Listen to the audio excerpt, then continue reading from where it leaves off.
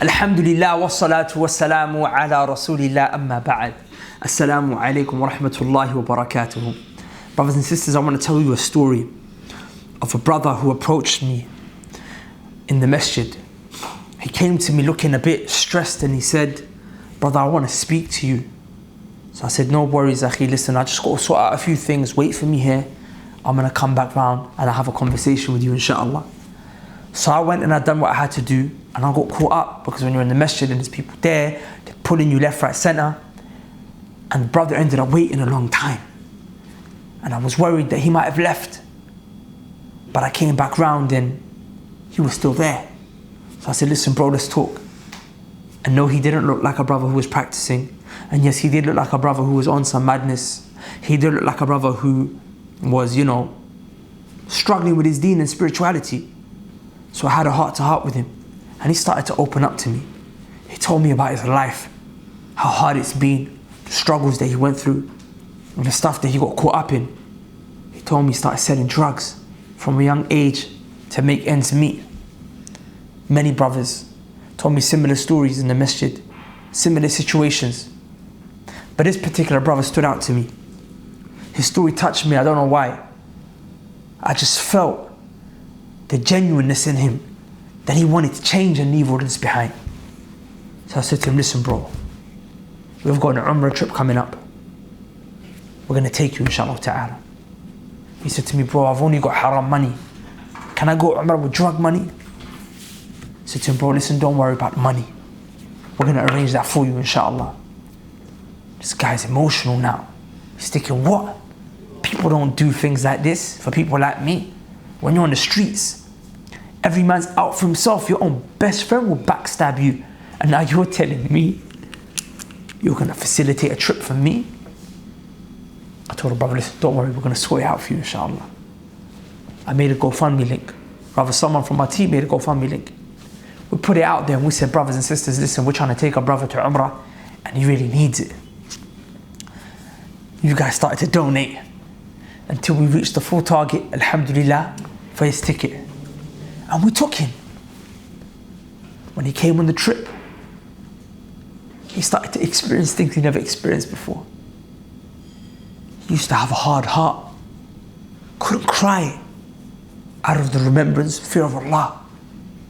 But he started to cry. He started to make change. He started saying things like, "I want to go to Medina University, I want to study the deen." I'm shocked thinking, this brother, Allahumma barik, is really making some serious change. Come back to the UK now. He realized, listen, the UK, it's not like Mecca or Medina. Mecca, Medina, the fitna isn't there the way it is in UK. The streets are calling you. The girls are calling you. The mandem are calling you. Around you is crime and sin and all these things. So he said to me, "Listen, bro, I'm scared for myself. I'm scared for myself. I might dip back in." He's not dipping back in, alhamdulillah, he's okay.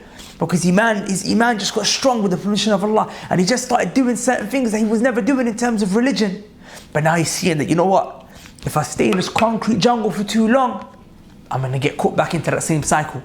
So he started to become scared for himself. I said to him, "Listen, bro, I've got an idea for you. Why don't you go travel? Why don't you go seek knowledge? Why don't you spend some time outside the hood? Where am I gonna go? I ain't got money to move to those nice ends. I ain't got money to go move to those plush ends where there's not, crackheads in the streets and drug dealers everywhere you go. Where you go," I told him, "go to a Muslim country. Study Arabic. Study the Quran. Seek knowledge." The brother looked at me. He said, "Okay, Imran, I'm going to do this. How long shall I go for?" I said, "Bro, go 2 years. He said, "Listen, my brother." He said, "Whatever you told me to do, I'll do. I'll take it. I'll take it. I'm just worried. What do I do when I come back though?" I said, "Don't worry, akhi. Inshallah, all of that will be arranged for you, bi-idhnillah. All you need to know is you need to go now. You need to go now. Purify yourself. Protect yourself. Work on yourself." So he went. Alhamdulillah, he started to learn Arabic. learn how to recite Quran. Now he's memorizing Quran and he's growing in the Arabic language. And the brother's doing amazing, mashallah. And he changed his life around. Rather, Allah allowed him to change his life around. Brothers, isn't that an epic story? Guess what? Do you think that's a rare occurrence? Do you think that's an anomaly? Rather, just from the last 2 Umrah trips that we've done, we got tens of stories like that. In terms of powerfulness, in terms of impactfulness, in terms of people changing their life, making drastic change for the good, for the better. I've got tens of stories like that. Tens. Now I just want you to ponder for a second. How much reward are those brothers and sisters getting, the ones who donated towards his Umrah trip? Don't you think they're getting bare reward? Every prayer that he prays, every fast that he fasts. Not just that, but the knowledge he's learning now that he's going to implement and then probably go back and teach, inshallah. They're going to have a share in the reward of all of that as well. You do something that's so small, you might think it's not even a lot. You might just give £10, £20, £5 towards someone's Umrah trip. But that contributes towards them being able to go and them changing their life on the Day of Judgment. That's a banging investment. You have no idea. Imagine he goes on to become a person who gives da'wah, and hopefully inshallah ta'ala he will, because that's the plan for our brothers. That's how we try to cultivate them. All the people he's going to guide to Islam after you, inshallah ta'ala. If he does, you're going to get a reward for all of that as well. It's a lot, right? So that brings me to the point that I wanted to make in this video. Listen, don't neglect an opportunity for good like that. We are going on another Umrah trip in February, and we have 6 brothers that we're still fundraising for. Okay? Brothers similar to him in terms of their situation, and some who've got different situations. Nonetheless, we're facilitating them to go on this Umrah trip so they can better themselves and fix their lives and come back stronger and harder. Listen, don't you want to share in that reward? If so, go to the link below, inshallah ta'ala, and donate as much as you can. Sponsor someone's Umrah trip completely, or at least a portion of it. If they change and you're sincere, inshallah, that reward, if Allah accepts it, is going to be heavy on your scales on the Day of Judgment.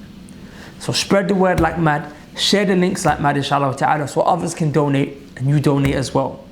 And if you would like to come on the trip with us, then know that time is extremely limited. In a matter of days, registration is closing and spaces were on our last few. So if you don't want to miss out on an opportunity for you to make change as well like that, then brothers and sisters, go to the link below, inshallah ta'ala. The sisters trip is going to be in April, so you got a lot more time. But a brothers trip in February, time's running out. We don't have another trip planned after this one anytime soon in the foreseeable future. It might not even ever happen again. With that said, I've got to love you and leave you. If you want to donate, go to the link below. If you would like to register and join us, go to the link below. Salam.